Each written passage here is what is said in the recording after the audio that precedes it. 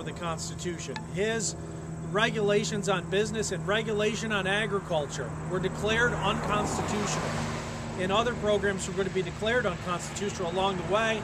He tried to pack the Supreme Court. And if you look at the Constitution, the founders don't say how many Supreme Court justices there will be. Roosevelt said, well, these justices, some of them are older, they're tired, let's add 6 new justices. Wait a second, these were going to be liberals that would rubber stamp his programs. And this was fought back. Unfortunately, for the sake of the Constitution, some of the votes still started changing. Roosevelt started winning votes, 5-4, on some of these programs that the constitutionality was very shaky at best. And so the New Deal really set the precedent of the rise of big government. Roosevelt himself even worried. He said, I'm worried about a permanent welfare state. These programs should be temporary for people to get back on their feet. But unfortunately, it started the rise of big government, the rise of a government that had lost its constitutional roots and set the precedents for today. It also started what historians would say a broker state.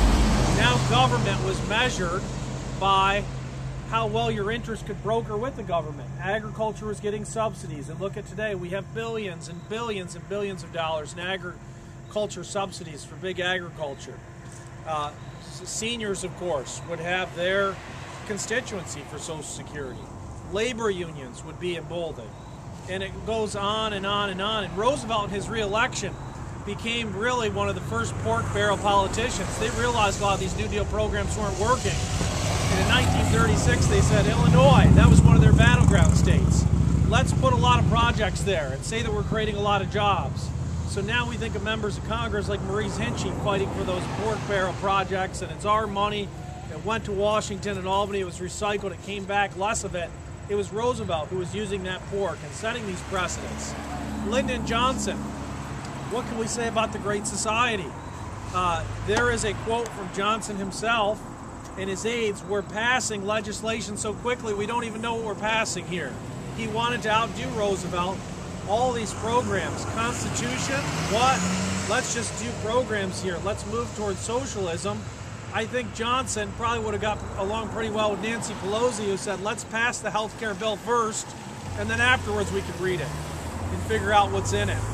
And so I think you had, in reading history, those tough fights over the Constitution under Roosevelt, but then that was almost abandoned. And you had people like Johnson doing whatever they wanted, not even looking to the Constitution or the amendment process that the Founding Fathers left us. How much cleaner could things be today if we had some amendments for some of those pressing needs that did develop? So then we couldn't jump from child labor laws to Obamacare under some of the same constitutional arguments. Ronald Reagan, of course, offered the first really strong, bold, comprehensive response in igniting a movement to trying to turn back what had happened with the rise of big government, the New Deal, the Great Society. Reagan, in his inaugural address, quoted very clearly the 10th Amendment. All those powers not specifically given to the federal government are reserved to the people and to the states. And Reagan knew those principles. He fought hard. He left his mark on history. He was successful in ending the Cold War. He was successful in tax cuts that got the economy going. He wasn't as successful in fighting the rise of big government, but he paved the way for the contract with America, which was taken namely from his State of the Union speech in 1986, I believe. A lot of those principles were taken from Reagan. And we had Gingrich and we had Republicans pushing aggressively. I know this current speaker has to deal with not just Obama, but a Democrat Senate. But look at 1994, 1995, how aggressive they were in pushing legislation there, and how painful it was to have this debt ceiling deal that, you know, $7 billion in savings in 1 year when we have $1.5 trillion in deficit year after year after year. Gingrich, one of the very important points in history that I think we're going to live to regret, pushed for a balanced budget amendment to the Constitution using the amendment process that the founders had given us to try to get the country back on track. And it passed overwhelmingly in the House. And some of you might remember in the United States Senate, it failed by one single vote. The national debt was only $5 trillion at that point. And so that vote is a $9 trillion vote and counting right now. $9 trillion later, here we are. And I know some people have said to me, well, I'm worried about a balanced budget amendment because the liberals in Washington are just going to try to raise our taxes. I think we've sent the message that we're taxed enough already. And I think a balanced budget amendment could help bring this House back in order. So these are some of the things from history that we did pretty well for those first 100 years. And it's amazing. We went in less than 100 years from a 1% income tax to where we are today. We went from a very limited government to where we are today. We need perseverance. We need persistence.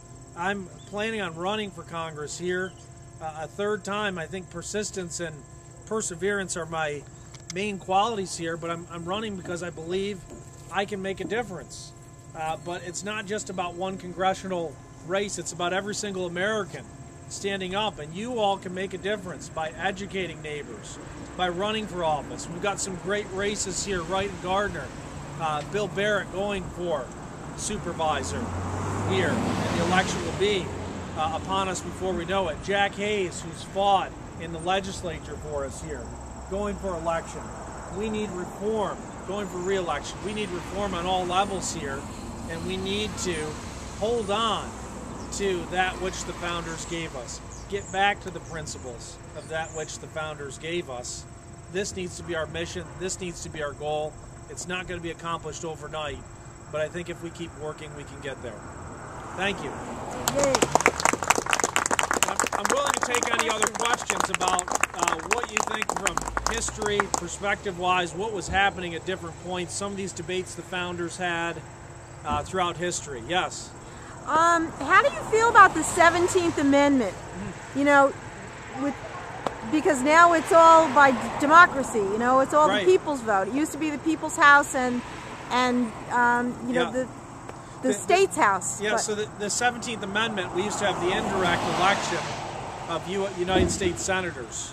And the rationale behind that was states' rights. We need to have that power of the states. I think something could definitely be said to that. Rick Perry's talking a lot about states' rights. We need to get back to those principles.